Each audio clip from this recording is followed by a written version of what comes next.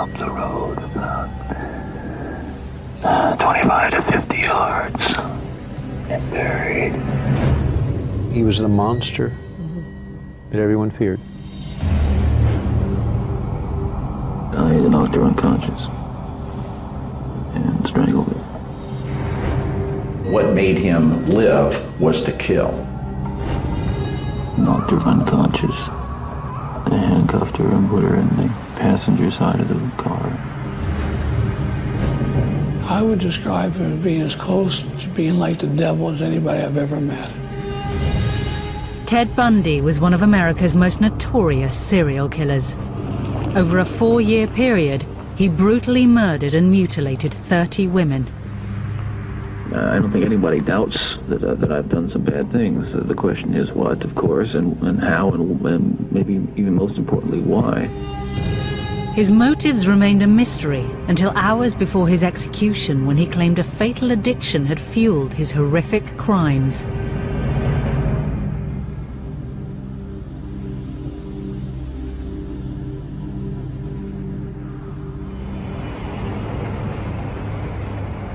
On January the 23rd, 1989, at Florida State Prison, journalists were being shut out of one of the biggest death row stories of the decade.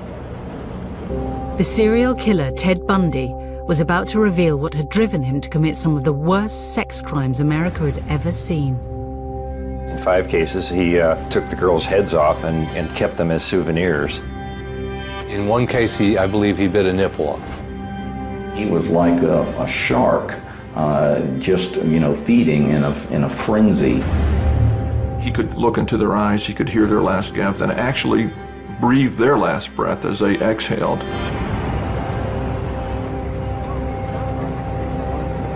As journalists competed to get Bundy's final interview, he surprised everybody by agreeing to talk to one man only, Dr. James Dobson, a Christian evangelist who flew in especially for the interview.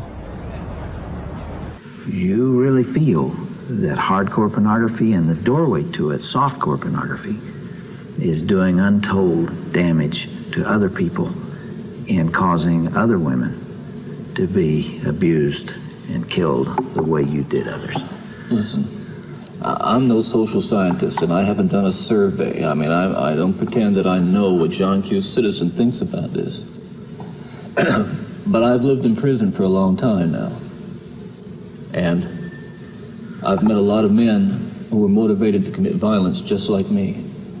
And without exception, every one of them was deeply involved in pornography, without question, without exception, deeply influenced and consumed by an addiction to pornography. As Dobson saw it, this interview contained a powerful message, one that was central to the Christian evangelical movement, and which fanned the flames of the debate about the role of hardcore pornography in violent sexual crimes.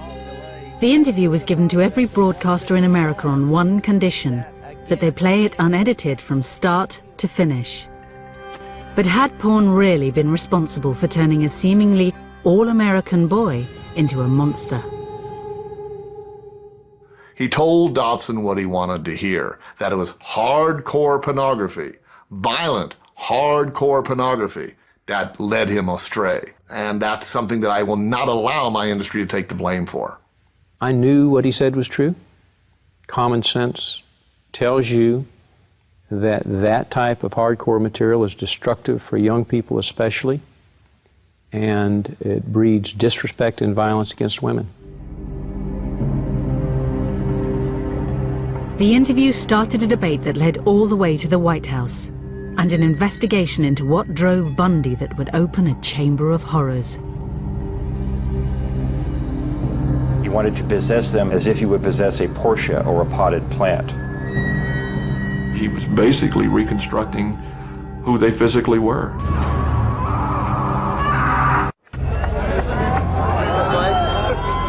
On the eve of serial killer Ted Bundy's execution, crowds gathered outside Florida State Prison, determined to see justice done to one of America's worst murderers. To comprehend all this, you have to go back a few years to try to understand Ted Bundy, what he did, and who he was. I think Ted Bundy in the United States probably is the standard by which other serial killers are judged. In a 4-year period, Bundy committed a series of vicious killings that horrified the public. Beginning with Linda Ann Healy in January of 1974, Bundy began killing approximately 1 girl a month. In fact, later on, the police would produce what they called the Girl of the Month Club, as they traced the girls who disappeared and then were later found dead. When police finally arrested Bundy, America was shocked. He appeared to have it all. He was good-looking, articulate, a law student and a budding Republican. But he also had a fatal addiction to pornography. Once you become addicted to it, and I look at this as a kind of addiction, like other kinds of addiction, I would keep looking for more potent, more explicit, more graphic kinds of material. Like an addiction, you keep craving something which is harder, something which gives you a greater sense of excitement. But had this addiction made him a killer? This controversial interview divided public opinion on the role of pornography in sex crimes. It was an extraordinary meeting between a violent serial killer and a Christian evangelist that had been brought about when God sent a message to a lawyer and his wife. We were watching the evening news, and they showed us a picture of Ted Bundy, and she looked at me and said, "John, the Lord just told me that you're going to have a dramatic influence over his life."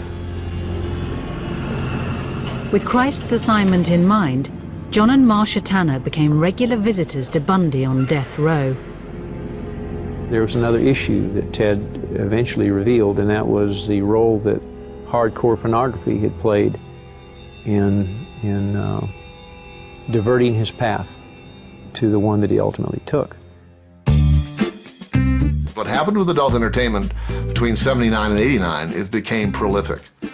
It became videotaped. It became accessible beyond people's wildest dreams. It moved out of the theaters and into the home.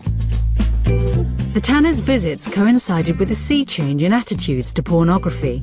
So when Ted Bundy said he had a message he wanted to be heard, they knew just who to approach.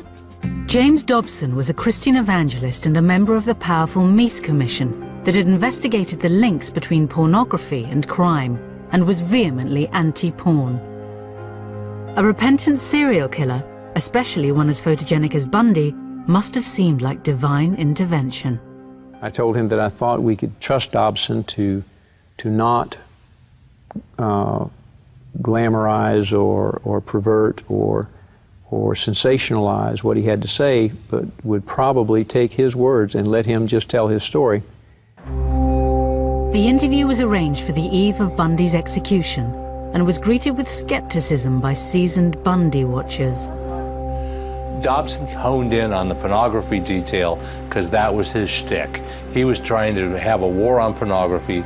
He'd been part of a task force that he had helped get engineered through the federal government, and he wanted to use Ted Bundy as the poster child of why pornography is bad. In his 10 years on death row, Bundy had gained a reputation for being a cunning and manipulative interviewee. Dobson was entering the lion's den. With nothing to lose, this final taped interview seemed like the perfect opportunity to really find out what made Bundy the killer tick. First of all, you, as I understand it, were raised in what you considered to have been a healthy home. Absolutely. You were not physically abused, you were not sexually abused, you were not emotionally abused. No way. And that's part of the tragedy of this whole situation, is because I grew up in a wonderful home with two dedicated and loving parents and one of 5 brothers and sisters. In the clip, Ted talks about his childhood being loving and Christian, but at the time of his execution, a defense psychologist came up with a lot of material that suggested otherwise. It's hard to imagine the childhood Bundy described to Dobson producing a brutal serial killer. But he failed to mention something specific about his early years that others believe haunted him throughout his life. The question of Ted's illegitimacy has been sort of the topic A in all the efforts to try to figure out what was really going on inside his head. And I think it preoccupied him as well. What he'd neglected to mention was his birth in November 1946 in a home for unwed mothers in Burlington, Vermont. His mother, Louise Cowell, had gone there from Philadelphia to have Ted. She later told the story that Ted's father was a World War II veteran who had romanced her and compromised her and then abandoned her. In the course of our investigation, we interviewed a lot of people, including some of his family. One member of his family, I believe his aunt, told us that there had been suspicion that in fact his grandfather was also his father. But you know, we were not able to prove that that was the case. To avoid the shame and stigma of illegitimacy, Bundy's mother passed him off as her baby brother. Later, she moved to Tacoma, Washington, where she met and married Ted's stepfather. How nuts would you be if you were pretending to be a brother when you know it's your mother? He told me that he discovered it by going through his parents' papers, and that he said it came as a bit of a revelation to him. Now, I spoke with a boy that was a very close friend of Ted's, and I asked him if he had ever discussed the illegitimacy question with him, and he said yes. And the sense this fellow had was that Ted was deeply angry about it, that he was very hurt by it and he was upset by it. And when he tried to sort of say, well, Ted, you know, Johnny loves you, you don't worry about this sort of thing. And he said, Ted's answer was, you're not the one who's illegitimate. The young Bundy also appeared to be acutely conscious of his family's lack of money.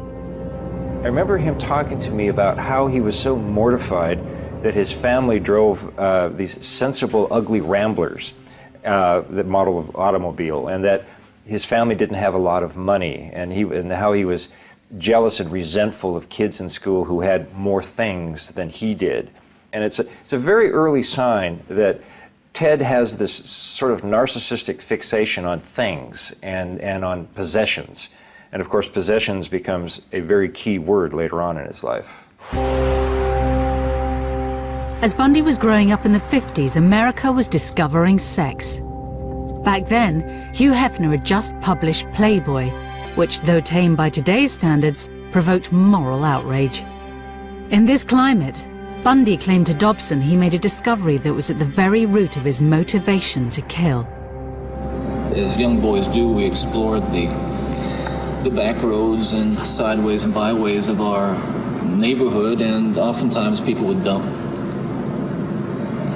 the garbage and whatever they were cleaning out of their house, and from time to time we'd come across pornographic books of a harder nature than more graphic, you might say, more explicit nature than we would encounter, let's say, in your local grocery store. And this also included such things as, let's say, detective magazines and more hard... Those that involve violence. Yes. Ted tells Reverend Dobson that when he was a young boy that he found pornography, as he called it, outside the house.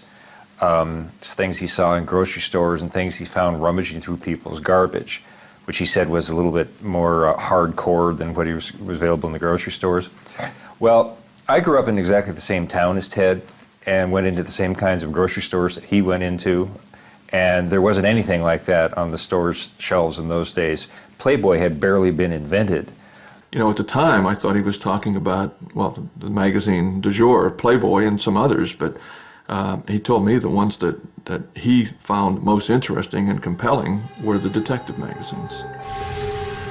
With their lurid depictions of women in peril, it was violence, not sex, that became the real moral panic of the 50s. The EC comics were extremely graphic to a point that there was always some form of female terrorization. Erotic terror, I guess is what you would call it. It unlocked the zipper of an awful lot of minds, of children and eventually teenagers, until they were banned. Those magazines typically had bondage as the theme of their covers. It would be a woman with handcuffs, or she'd be gagged or something like that, and she would be threatened, mortally threatened on the cover of this magazine, perhaps with some weapon or something. Bullets ripping through people, limbs being hacked off, blood splattering, but constant terror in the look of these beautiful women in lingerie. I'm willing to bet that they started to ignite what became a forest fire in Bundy's psyche. This, Ted Bundy told me, was the real pornography that motivated him. It was this demonic, as he classified it, demonic presence of a chemistry of sex and euphoria and control and murder.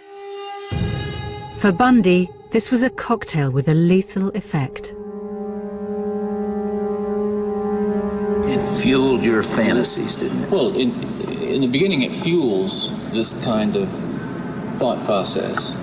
Then, at a certain time, it's instrumental in what I would say crystallizing it, making it into something which is almost like a separate entity inside. When Ted talks on the tape about the entity inside him and how, his word is, pornography fueled this entity, he certainly never in our conversation said that what the entity was interested in was fueled by pornography. He said, I used the word entity in talking to people because I felt that that's what they wanted to hear, that they could accept that they would have extreme difficulty in me just saying, I decided to kill 3 weeks from now, and I've psychologically put it on my calendar, and it was going to happen. He thought that people had difficulty in comprehending that, so he said, I used the word entity or ulterior forces or something like that. It's not uncommon for other serial killers to do that. I've had the opportunity to interview many. The key issue here is that Ted was on this course to behave the way he behaved with or without pornography. Gradually, Bundy started turning his fantasies into a disturbing reality. One night, he gets drunk, and he's had quite a bit to drink, and he's walking down a street, and he sees a woman walk out of a bar, and not even thinking, he follows her. And he follows her to her house, and as she's trying to get in the door, he runs up behind her, and she screams, and he runs away. Again, he's out one night, prowling around. Again, he's had something to drink. Again, he sees a woman. This time, he grabs a stick and comes up behind her and hits her on the head. And then, again, shocked at what he's done, runs away. He gets into peeping, which is one way of getting what he wants, working on, building his fantasies. Peeping in the window, masturbating, peeping in the window, masturbating, and then one day he just jumped over the line and went nuts. On January the 4th, 1974, Bundy crossed the line. 18-year-old Joni Lenz was attacked in her bed. She was found barely breathing, covered in blood, and with a metal bed frame rammed into her vagina. Incredibly, she survived. Others would not be so lucky. By July 1974, the whereabouts of 6 missing girls around the Northwest remained a mystery. Bundy had become a calculating killer. Each time I'd harm someone, each time I'd kill someone, there'd be an enormous amount, especially at first, enormous amount of horror, guilt, remorse afterwards. But then that impulse to do it again would come back even stronger. Now, believe me, the unique thing about how this worked, Dr. Dobson, is that I still felt in my regular life the full range of guilt and remorse about other things, regret and... but you had this compartmentalized... This compartmentalized, very well-focused, very sharply focused area where it was like a black hole. It was like a, like a crack, and everything that fell into that crack just disappeared. I mean, he shocked me at times because he could be so remote from the crimes that he committed. He had so depersonalized these victims. He started laughing at one point where he was talking about Roberta Parks. He just started laughing about her. We learned importance and capability of these killers being able to compartmentalize things so that they can carry out normal lives otherwise, where they're not going to be suspicious. And when anybody finds out that they are a suspect, they're totally shocked that they've got this capability to do that. Ted did not have any guilt. He did not have any remorse. He did not have a conscience. And so when he talks about being, 99% normal and 1% abnormal, it's an ugly joke. He was 100% abnormal. Bundy's seemingly normal life continued. Whilst abducting and murdering young women, he was able to hold down an apparently normal relationship with Liz, a young divorcee. She later testified, though, to an increasingly strange and violent sex life. Liz reported a lot of, unusual behavior. Ted examining her body with a flashlight at one point, him wanting to tie her up. I think she found some pantyhose in his, among his clothes at one point. She once found a big bag or box of keys to all sorts of, she had no idea where all these keys were from, but they probably came from Ted's nocturnal wanderings. She would remember later on him telling her that he had thought about killing her at one point. She would remember to the police that he tied her up on a couple of occasions, so they had bondage sex. Bundy started to enjoy the power he had over his victims. He and I talked about why he killed. He said because possession was at the bottom of his desires. He wanted to possess them, he said, as if he would possess a Porsche or a potted plant. And a memorable quote from Ted that, to an FBI agent was, if you have enough time, you can do anything you want to them. In the detective magazines, it seemed Bundy had found the perfect inspiration for his crimes. He reconstructed those magazine covers. Some of the victims were found with their hair styled in different ways than they normally would, or different clothing or different makeup on. He often, after striking and rendering the girl unconscious, would molest them and strangle them simultaneously. And he enjoyed that quite a bit. Bundy's killings continued across the Midwest until his luck ran out, and he was arrested over a failed abduction in Utah. Police raided his apartment, but what they found there and at later locations wasn't exactly hardcore. When we searched his apartment, we didn't really find pornography as such, but what we did come up with in his possession were junior majorette magazines. That's, of course, the young girls in their majorette uniforms. I think that was his form of pornography more than anything. It was just seeing these vulnerable little girls. Bundy was sentenced to 15 years for the kidnapping, but remarkably he escaped and was soon on the run and headed for his most barbaric killing spree yet. This was a vicious animal who was foaming at the mouth when he was inside that house. To the waiting crowds outside Florida State Prison, one of America's most prolific serial killers had become a demon in human form. If anybody deserves to burn, he deserves to burn. He penetrated one of them with a branch.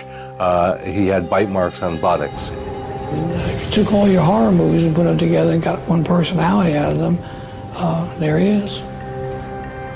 To the public, Bundy's murders defied belief, but Bundy himself offered a clear analysis of what had led him to kill.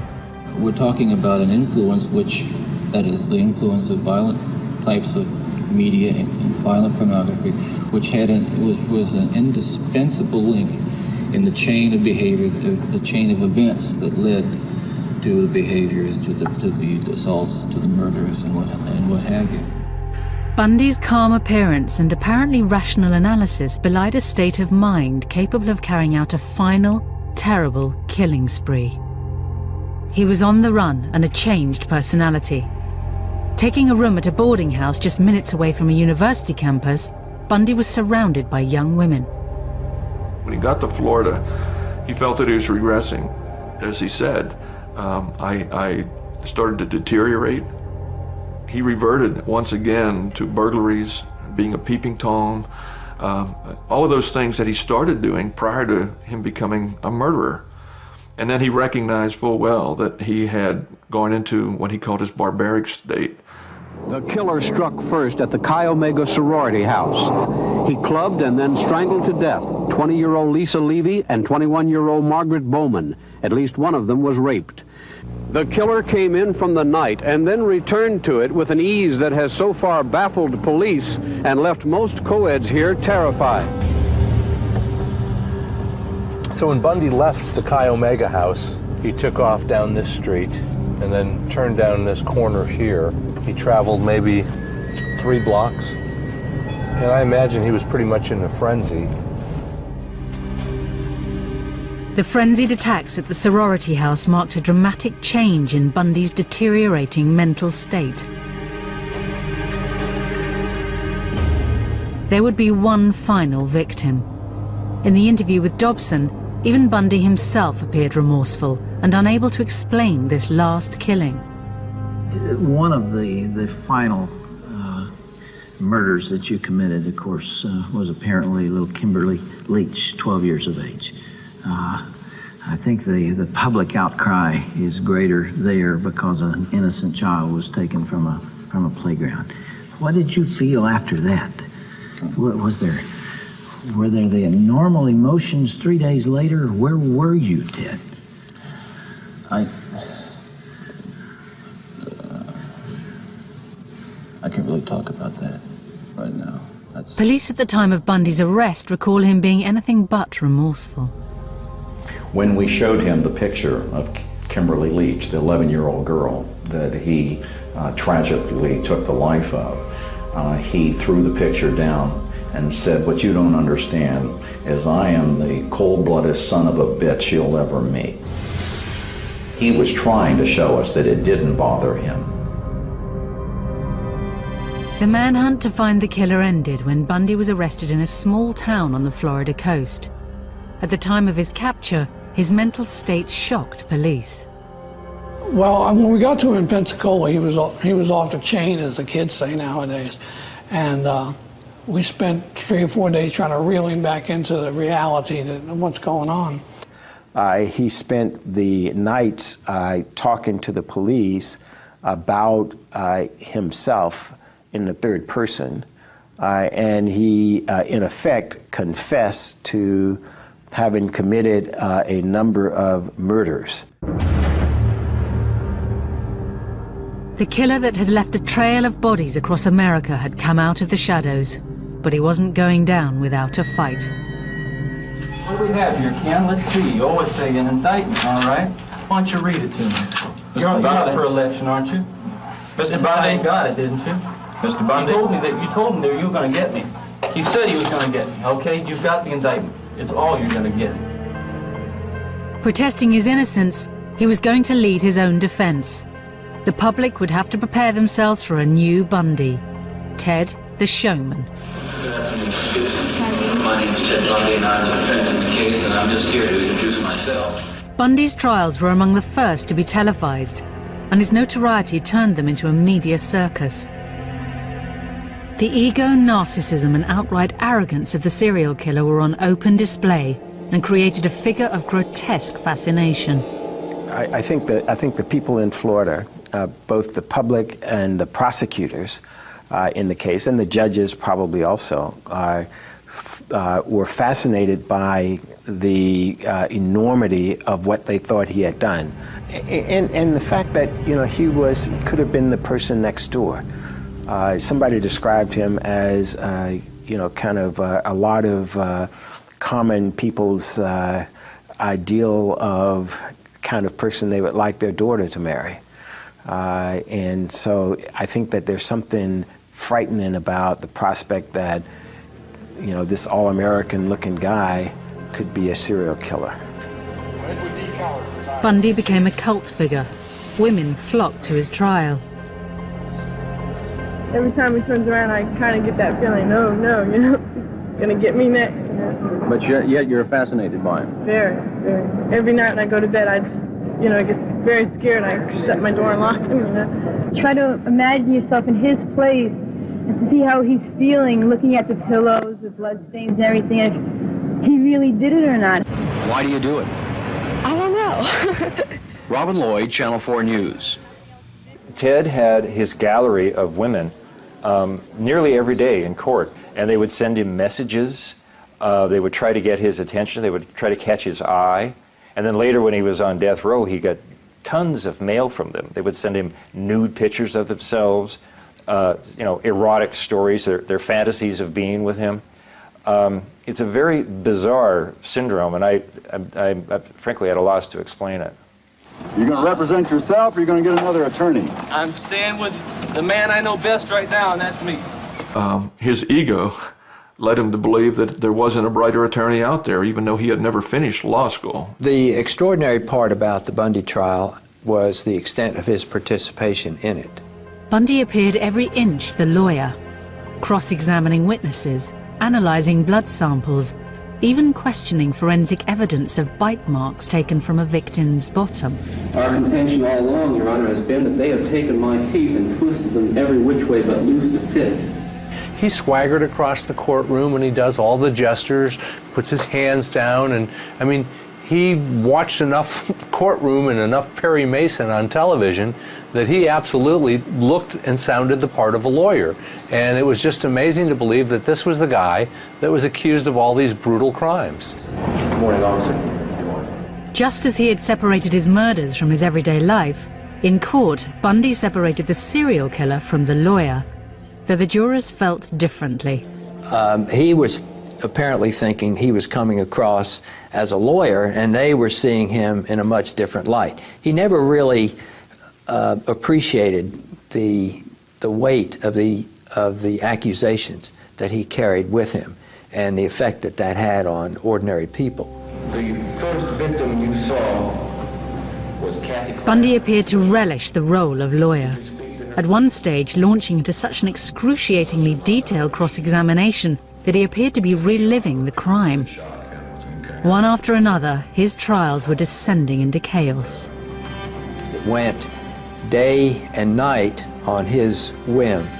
He got to the point of auditioning some of the lawyers for who would make the opening statement, who would cross-examine certain witnesses, who would make the closing argument. To lawyers trying to conduct an overall strategy of a trial, this was impossible to deal with.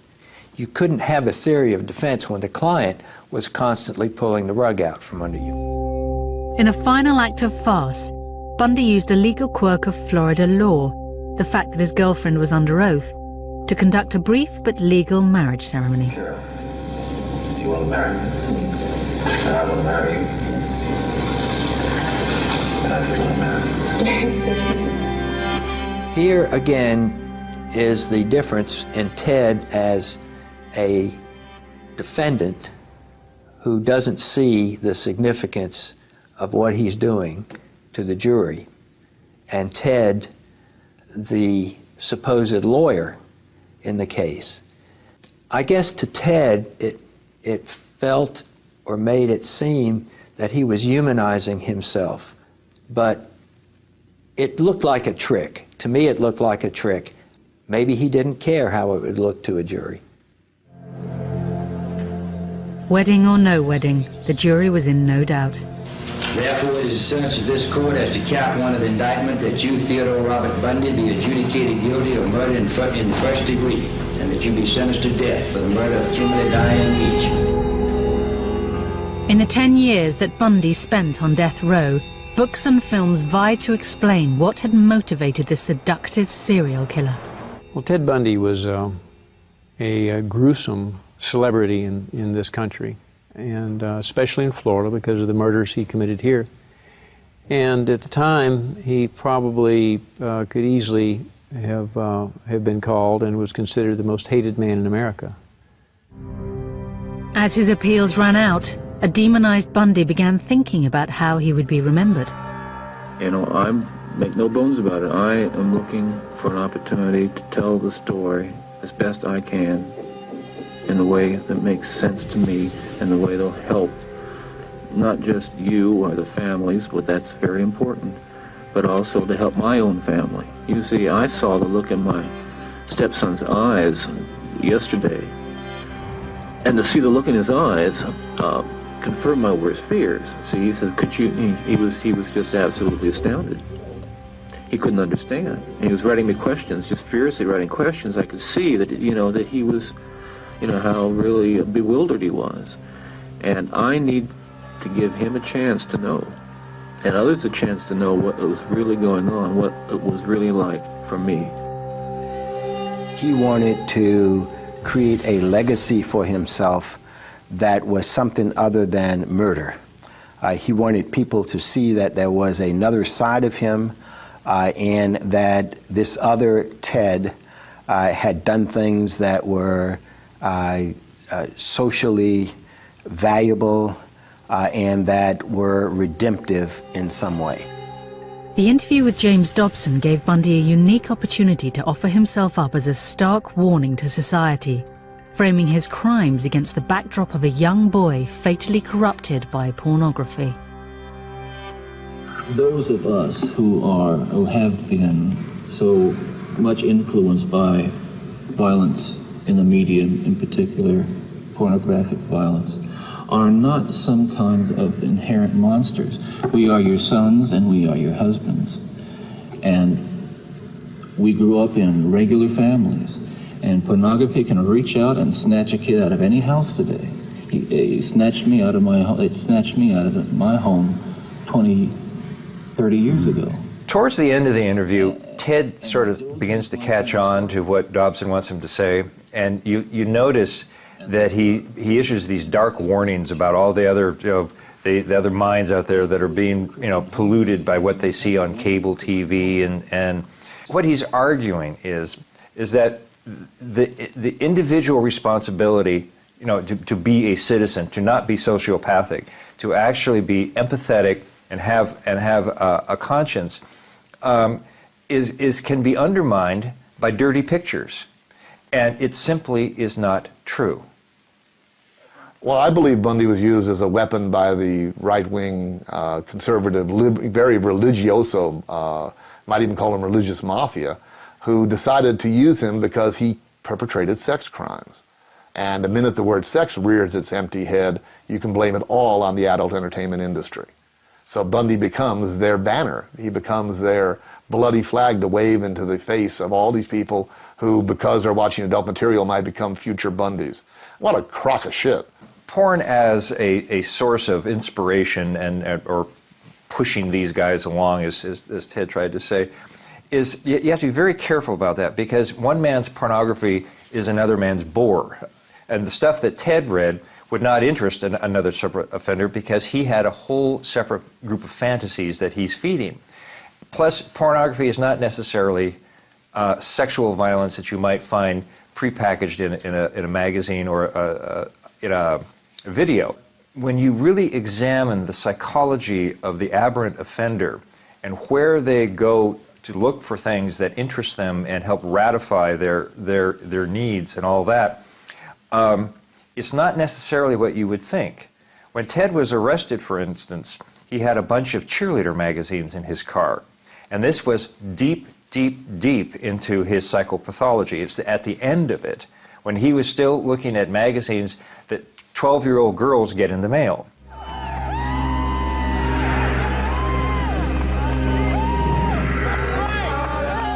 Guilty and awaiting execution, the true scale of Bundy's atrocities became apparent. He was confessing to a murder on a tape recorder as he walked down the hall to the electric chair.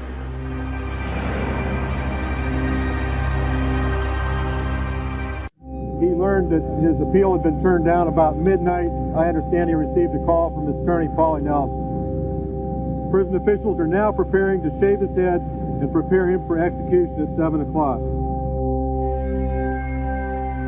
The execution of Ted Bundy couldn't come fast enough for a crowd that was beginning to feel like a lynch mob. I think it was clearly the circus atmosphere that developed here this morning. Somebody today compared it to a public hanging in the Old West. Hundreds of people, maybe thousands, showed up, almost boiling over with glee that Ted Bundy was finally going to be executed. Bundy's final interview was headline news, and Dobson eagerly fed it to the waiting media. He wanted to make a statement to the world about pornography, both softcore pornography and hardcore pornography. There was a great deal of remorse. He wept several times while talking to me. He did say to Bundy's life had ended with an extraordinary meeting of two separate agendas, and it was impossible to tell who was using who. That last night, before he died, we shared communion. He ministered the communion. The communion elements were a flat Coke and a piece of stale bread. And it was the most significant communion service I've ever attended. I learned through God's love that I could love the unlovable.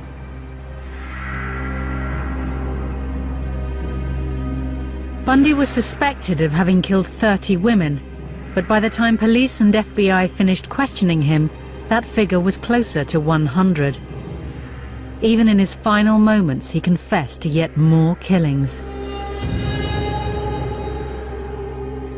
He was confessing to a murder on a tape recorder as he walked down the hall to the electric chair. I knocked her unconscious and strangled her and drug her into 10 yards into the small grove of trees that was there. Somewhere around 6:20 or 6:30, the lights in the prison went off, and that's the sign when they switched to the generator. At some point, they brought Ted in, and he was being supported by the guards. Sort of walked in. And his knees just buckled. I mean, the guards had to hold him up. And then he sort of got his composure back a little bit right after that, and he sat down. They then began to prepare him for the execution, strapping him in. And he looked at everybody in the room, one by one, went through everybody's eyes, trying to see who he knew or who he remembered. And the only person he smiled at was the prosecutor, and it was kind of, hi. And then they put the headgear on, put the mask over his face, and executed him. And you see the body tense up like that, and then it sort of loosens up. And then after a little while, it'll tense up again when they hit him with the second jolt of electricity. There is a smell of burning flesh in the room, and just a light wisp of smoke from the leg, as I recall. He's gone! He's gone! He's gone! Yeah! He's gone!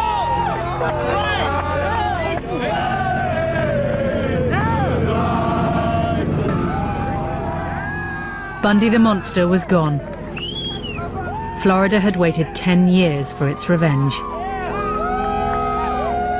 In the days after his death, one question went to the heart of Bundy's killings.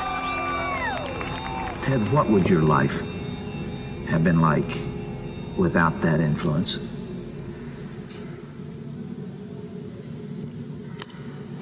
You can only speculate. Yeah.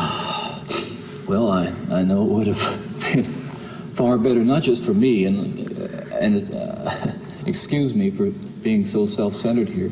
It would have been a lot better for me and lots of other people. I know that. Lots of other innocent people, victims and families. It would have been a lot better. There's no question, but it would have been a fuller life. Certainly a life that would not have involved, I'm absolutely certain, would not have involved this kind of violence that I have committed. He starts out by saying, pornography didn't make me do it. But by the end of the interview, he's basically agreeing with Dobson. Dobson is kind of prompting him all the way through it. I mean, Ted is fairly honest early on. He says, I'm not going to, it's my responsibility. I take full responsibility for everything that I've done. And, pornography was part of it, but it didn't make me do it. But by the end of the interview, there's sort of a cheering section for the anti-pornography forces, and with that, that if it weren't, in fact, Ted does specifically say that if pornography had not come into his life, he would not have become a killer at the end of the interview. And that simply is not true. And Ted knows or knew that that was not true, but he was willing to say it to please the Rev. The interview should have been an alarm bell for the country. It should have been a wake-up call for parents.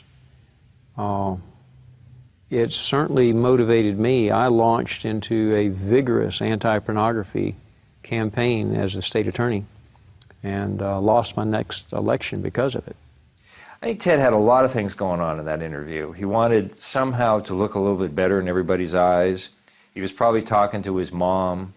He was probably, he was so careful saying, my mother loved me and she protected me and all this sort of thing. It was Bundy trying to put his spin on his career. I asked him about pornography a couple times, and for some people it's a disease, humiliation, control kind of disease. Other people it's just fun.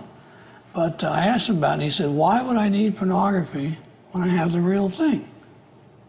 And then from what he's done during some of his alleged murders, he did have the real thing. I've heard some people say he obviously had some brain damage as a young child. Others will say it's an inherited bad gene. Others would say it was a psychological scars from his youth. Others would say he read pornography. And I discussed these things with him, and his feeling was all of these factors may have entered into my life somehow without me even knowing it. However, I planned the crimes. I understood what I was doing, and regardless of what label anyone might choose to pin on me, I'm responsible. I'm not proud of it. I wish it didn't happen, but it was my decision.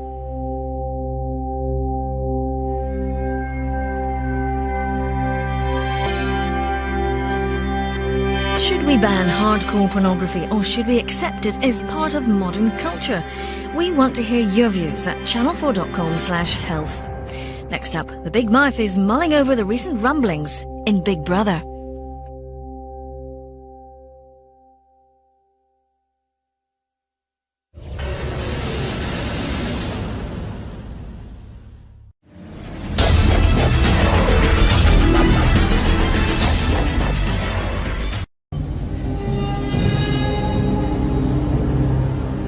Hawkins girl's head was severed and taken up the road about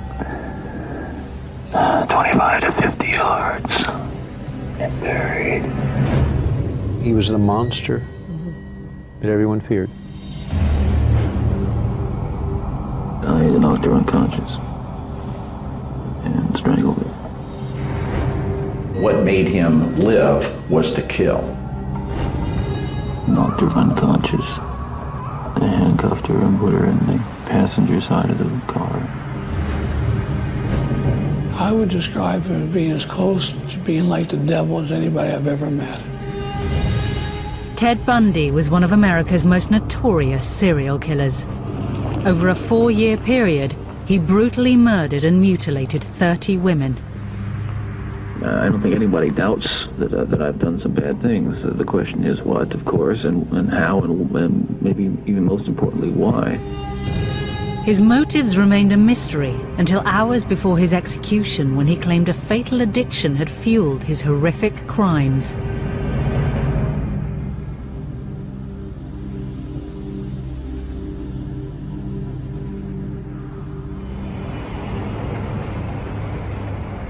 On January the 23rd, 1989, at Florida State Prison, journalists were being shut out of one of the biggest death row stories of the decade.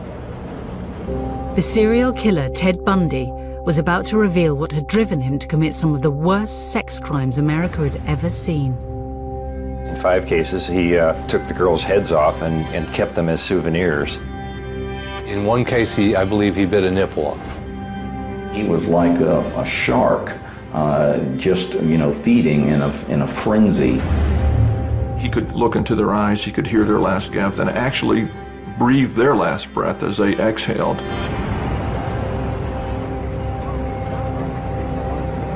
As journalists competed to get Bundy's final interview, he surprised everybody by agreeing to talk to one man only, Dr. James Dobson, a Christian evangelist who flew in especially for the interview. You really feel that hardcore pornography and the doorway to it, softcore pornography, is doing untold damage to other people and causing other women to be abused and killed the way you did others. Listen, I'm no social scientist, and I haven't done a survey. I mean, I don't pretend that I know what John Q. Citizen thinks about this. But I've lived in prison for a long time now. And I've met a lot of men who were motivated to commit violence just like me. And without exception, every one of them was deeply involved in pornography, without question, without exception. Deeply influenced and consumed by an addiction to pornography. As Dobson saw it, this interview contained a powerful message, one that was central to the Christian evangelical movement, and which fanned the flames of the debate about the role of hardcore pornography in violent sexual crimes. The interview was given to every broadcaster in America on one condition, that they play it unedited from start to finish. But had porn really been responsible for turning a seemingly all-American boy into a monster? He told Dobson what he wanted to hear, that it was hardcore pornography, violent, hardcore pornography, that led him astray. And that's something that I will not allow my industry to take the blame for. I knew what he said was true. Common sense tells you that that type of hardcore material is destructive for young people especially, and it breeds disrespect and violence against women. The interview started a debate that led all the way to the White House, and an investigation into what drove Bundy that would open a chamber of horrors. He wanted to possess them as if he would possess a Porsche or a potted plant. He was basically reconstructing who they physically were.